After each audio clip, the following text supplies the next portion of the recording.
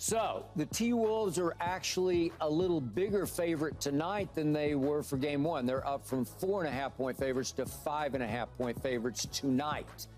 Keyshawn, you have Minnesota in 6, which means they need to win 4 of the next 5. Do they snap out of it and win game 2 as the odds makers expect? I do. I do think that they're going to snap out of it. And when you are at home, you know that you have to take care of business because you don't want to go 2-0 to Dallas, because if you go 2-0 to Dallas, you're probably going to wind up being in trouble. But right there, what Coach was speaking to is similar to what Paul said yesterday. When you remember when Paul said you get to them film sessions, you sitting there with your head down, you don't even want to look at the film because you already know from the time the game was over to the time you actually went to the restaurant to the time you went home. Oh, they didn't go to the restaurant. You know, a couple dudes probably went to get a bite to eat because but by the time they laid down in that bed, they already knew, oh, God, I did this. I don't need to, I don't want to go in the morning. And then what he just said immaturity, stop feeling yourself. Who you think you're talking to? Who you think you're talking to? Talking to the main guy. He is. He might be talking to you to let it ricochet off you and bounce to Ant-Man. Because they really have only one young player. Exactly. Yeah, right? Exactly. And that's okay. He didn't call him out by name. He didn't do it. And Ant got that message, believe me. Yeah. He got it loud and clear because in the film room, he put the red dot on him without even mentioning his name and said, hey, if we do this, we do that. If this guy would have spent out of this, that's how they do it, to get your attention. And now he's got his team's attention, and he knows game 2 is going to be different for him. It'll be different for him. Oh, man. You know what? Originally yesterday, I thought, maybe this would be a bounce-back game for Minnesota. But the more I look at it, and I watched a replay of the game last night. I'm just not sure with the way Minnesota been playing at home. They've lost 3 or 4 at home. Ant-Man hasn't been playing that well. He had a 28-point game, I believe, in Game 6. Didn't play well in Game 7. Hasn't been shooting the ball particularly well. And with Jason Kidd, his defensive philosophy and his defensive schemes, and I know he was going to come with something a little different. I didn't see the zone the first game. I'm not sure the way that Minnesota is built with Gobert can stop Dallas. Now, Dallas has shown the ability to, they can defend. I mean, just flat out, Skip. When you first look at them, you think offense. That's all you think. Yep. But since the trade, they've been 4th in defense, opponent's field goals percentage, and they've been defensive rating 5th. Yep. That can get it done. That can win an NBA championship. That can get you to the finals. And if we already talking about they got the 2 best offensive backcourt that a lot of us have ever seen or maybe of all time, that can get it done too. I just see an immature team, and I know there's veterans on the team, but your star, you go as he goes. I think Dallas wins this next game in Minnesota. I do. If they win, I do tonight, then I think they do. It's a wrap. I think Kyrie has reinvented himself. I think he wants this more than anybody. We already know who Luka is. I truly believe that they find a way to win a close game in Minnesota. It's going to be ruckus crowd in there, and Ant-Man should play better. But I don't know what I'm going to get out of Karl Towns. He's been struggling. And if they want to win, this is an adjustment I would really make. I would start Naz Reid. I would truly start him. Yesterday, yeah. I would start him because over Gobert. Over Gobert. Because for one, if you don't trap the pick and roll and you got Gobert sitting back in the pick and roll on Luka all night like this right here, he's just gonna shred you apart because he's getting the lob, he's getting the mid-range, he's getting the step back from 3. And if you get Naz Reid, you can kind of switch that. Now, if you put Anthony Edwards on Luka, switch. I truly believe that Anthony Edwards was worn down from going through too many picks, and they all involve Rudy Gobert. So if you allow Naz Reid to play and you switch the pick and rolls and allow Edwards to take the roll, man, he won't be worn down as much from going through so many picks all game, and it'll save his energy for the offensive end. That's just my opinion. But I think Dallas wins if they don't make these adjustments. So you have Dallas going up 2-0. Yes, I do. And then would you say it would be a sweep? No, I don't think they're going to sweep them. I think they go up 2. In 5? I think maybe they find a way to get one game. Okay. But I just think they win tonight, and I think in 5 they win. All right.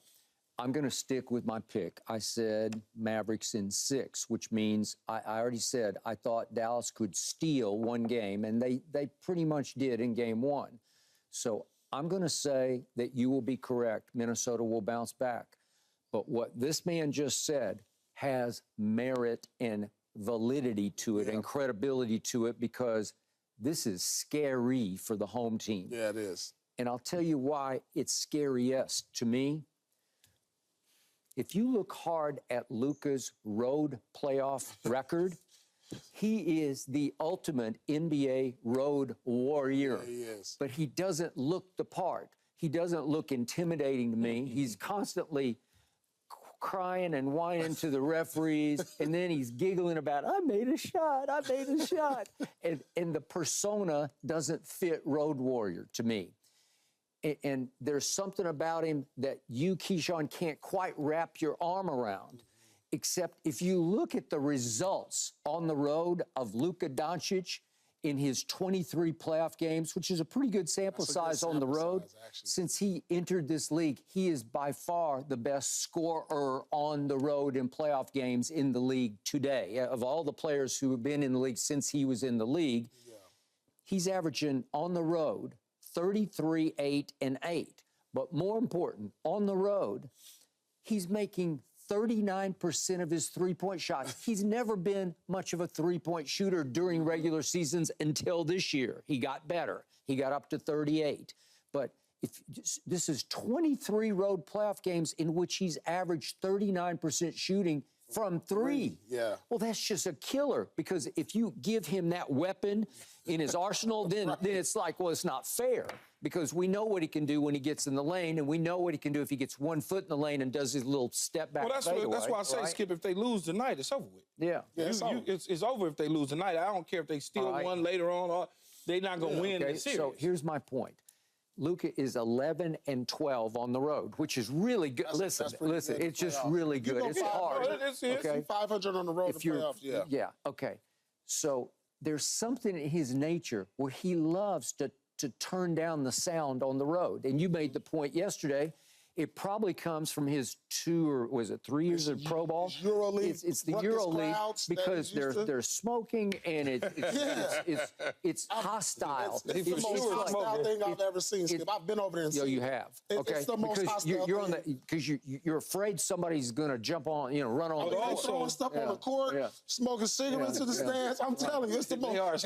Our NBA don't compare to this. No. I mean, they got organized chants. Yeah, I mean, exactly. It's crazy. You speak to his road performance. If you think about it, he complains less on the road. He's more focused on the road than he is at home. Yeah. He complains at home like no other.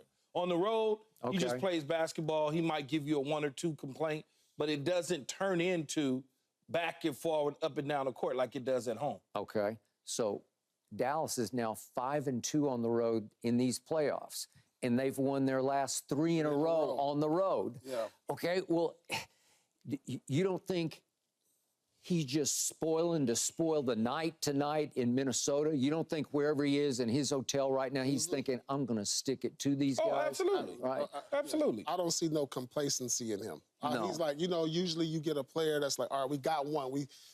Let's get back home now.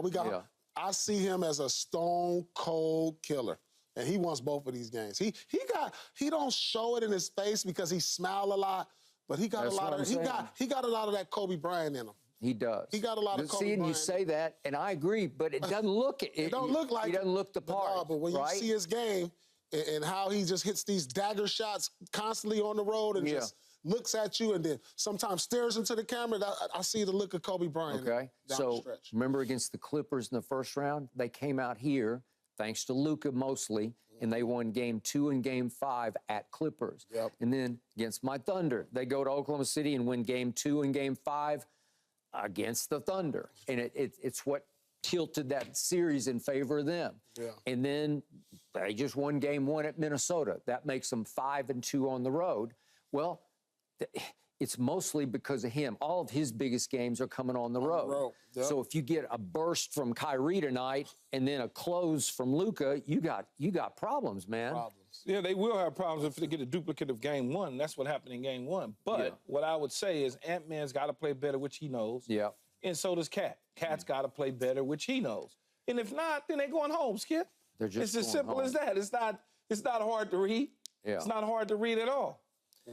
So they got punished and bullied, that they got outmanned, and I underscore the manned, in game one in ways that I never thought were possible. Rudy Gobert can't have 7 rebounds, and he's playing the majority of the minutes. When you got a rookie and Lively coming in and playing 23, 24 minutes and getting 11 boards. Yep. How you going to have that happen? And I'm paying you $50 million and you the defensive player of the year. Come on, man, stop that. In the positions where you need kind of a little bit of youth, you need a little bit of youth.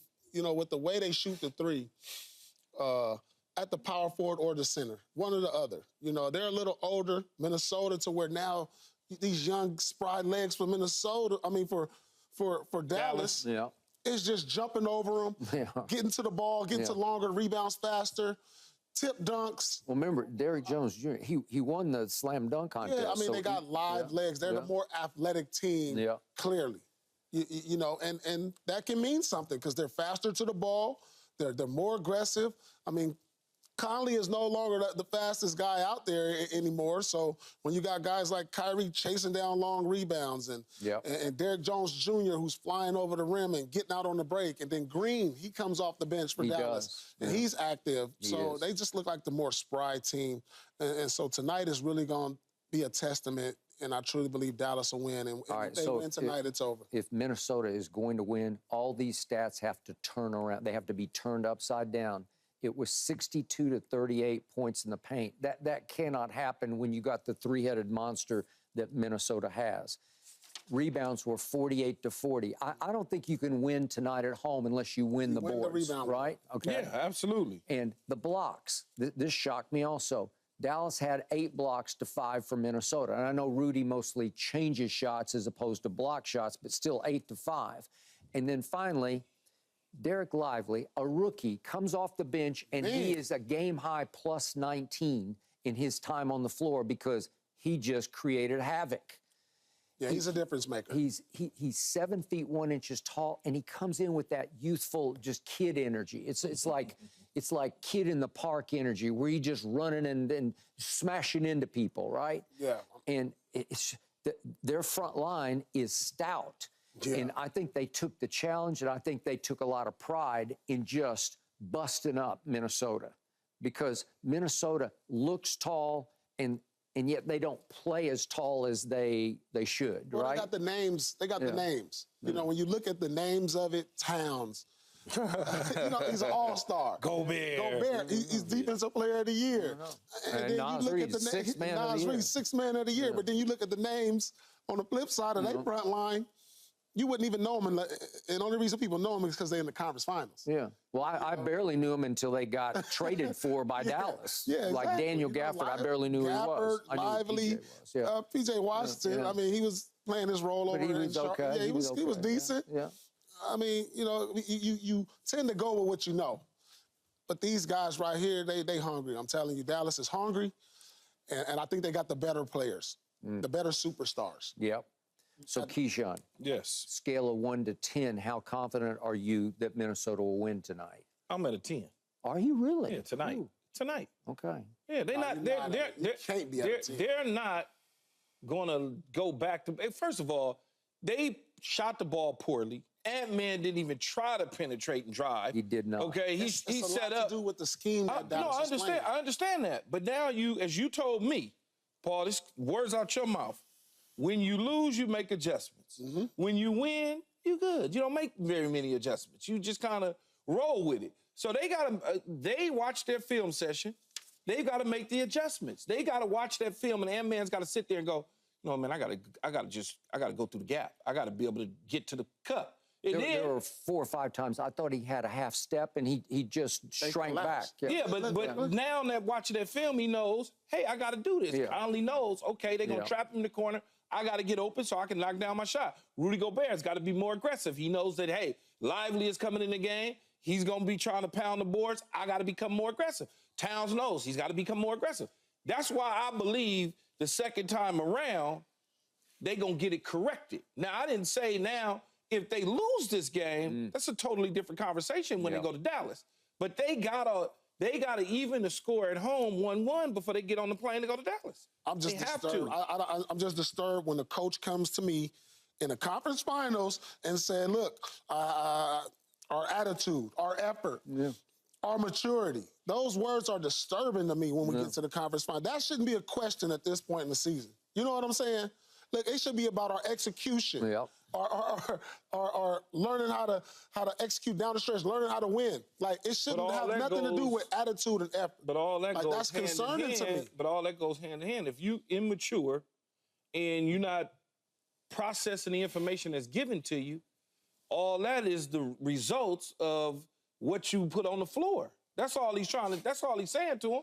And in particular, he's probably, like I said, he's really talking to Ant-Man as far as I can. He was. You know. Yeah. Because maturity and, you know, and feeling yourself, that sound like you're talking to a young guy, not an older veteran. I agree. His big picture point was, it's been a long time since I was so disappointed in my team because we didn't play with any energy or effort. And they didn't get the memo. You know, it's game one of the. You didn't get the memo. And the energy guy, game one memo, all that points to my star player. All right. Because we expect for him to be the engine that drives the bus. All right. Or the duck bus or whatever y'all call it in Boston. That is correct. Okay, so here's the final number that has to flip tonight, or you're in big trouble, and that is 63-35. That was Luka and Kyrie over Ant and Cat, okay? You have to flip that. Your two best have to outscore their two best tonight, or you're... Or even if you don't outscore them, at least even it. You better be close, man. Yeah, you better be close. Yeah. Closer than what that was in game one. Yeah, because look, you got Jaden McDaniels going 9 of 15. You get 24 out of McDaniels. Come on, man. Game you're supposed to win because you expect your stars to be stars. But when both of your stars don't show up and your role players play at a high level, that's deflating. That's deflating right there. Thanks for watching, Undisputed fans. Do you want more highlights from the show? Make sure to click that subscribe button for all the exclusive content from Undisputed.